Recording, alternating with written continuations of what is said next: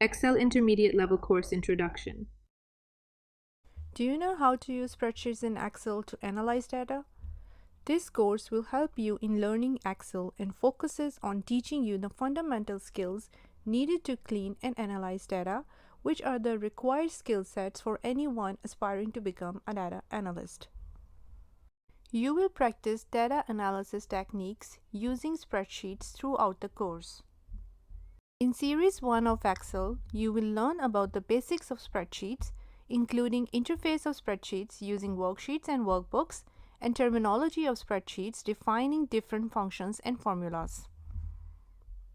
In Series 2, you will learn about selecting data, entering and editing data, copying and formatting data, autofilling data, work with formulas, and Excel functions.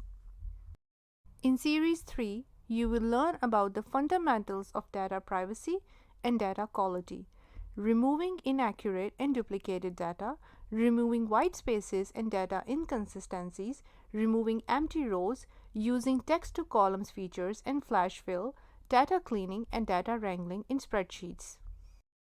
In Series 4, you will learn about analyzing data using spreadsheets, creating and using slicers and timelines, creating and using pivot tables, sort data, filter data, use common data analysis functions.